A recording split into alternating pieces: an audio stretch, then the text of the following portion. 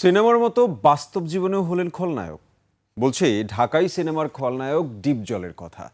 চলচ্চিত্র অভিনেতা খলনায়ক ডিপজলের বিরুদ্ধে অ্যাসিড নিক্ষেপ ও মারধরের মামলা করেছেন ডিপজলের ভক্ত এক নারী গার্মেন্টস কর্মী। গাবতলী গরুর হাটে ডিপজলের সাথে দেখা করতে চাইলে ডিপজল ক্ষুব্ধ হয়ে তার সহকারীকে দিয়ে এই ঘটনা ঘটান বলে অভিযোগ। তদন্ত করে সিআইডিকে প্রতিবেদন দেওয়ার নির্দেশ দিয়েছে আদালত। এদিকে ডিপজলের সঙ্গে যোগাযোগের চেষ্টা করা হলেও তাকে পাওয়া যায়নি। আরিফুল ইসলামকে সঙ্গে নিয়ে দীপু শিকদারের রিপোর্ট। আমারে চিনচ, আমি সানডে মানডে ক্লোজ করছি, 1-2 খালাস করছি, সিস্টেম চালু কইরা আজ এখানে দাঁড়াইছি।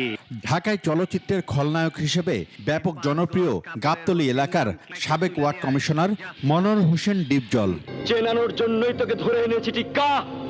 বেদব, তুই মহান শিল্পী রে, বহুত অপমান করছস। তরে আমি চলচ্চিত্রের পদ্মার ডন আবারও মামলার আসামি। অ্যাসিড নিক্ষেপ ও মারধরের অভিযোগে জনপ্রিয় অভিনেতা মনোয়ার হোসেন ডিপজল ও তার ব্যক্তিগত সহকারী ফয়সালের বিরুদ্ধে মামলা করেছেন এক গার্মেন্টস কর্মী।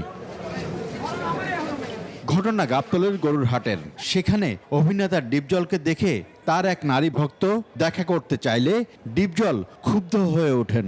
অভিযোগে বলা হয়, এরপর তার পিএস ফয়সাল ওই নারীকে প্রকাশ্যে মারধর করে এবং শরীরে অ্যাসিড নিক্ষেপ করে। আহত অবস্থায় ওই নারীকে ঢাকা মেডিকেল কলেজ হাসপাতালের বার্ন ইউনিটে ভর্তি করা হয়। ওই নারীর শরীরের একাধিক স্থানে গুরুতর ক্ষত হয়। তবে এই ঘটনার পর মামলা করতে গেলে পুলিশ তা নেয়নি বলে অভিযোগ রয়েছে। শেষমেশ আদালতের দ্বারস্থ হয়ে মামলা করেন ওই ভুক্তভোগী। 10-15 জন লোক নিয়ে আসলো, নিয়ে আসার পরে আমার হাত পা বাঁধলো, বাঁধার পরে যেরকম মার সেরকম খুশি, যেরকম খুশি আমার তল পেটে লাঠি দিতে, আমার সিলি ভাই দিয়েছে, এরপরে লাঠি দিয়ে হাইরা পরে ফয়সালা কইতাছে অনেকটা গেলান আছে ছোট, এই গেলানটা নিয়ে আয় ওর জন্মের একটা শিক্ষা দিয়ে দে। তখন এই গেলানটা নিয়ে আইসা পরে হাত পা বাঁধা ছিল, আমি কিছু করতে পারিনি। পরে পিছন দিয়ে আমার ডাইলে দিতে, ডাইলে দিয়ে আইরা পরে কয় কি কথা জন্মের শিক্ষা হয়ে গেছে, ওরে ছাইরা দে। আদালত মামলাটি গ্রহণ করে তদন্তের দায়িত্ব দিয়েছেন সিআইডিকে। নিরপেক্ষ তদন্ত শেষে প্রতিবেদন দাখিলের নির্দেশ দিয়েছেন বিচারক।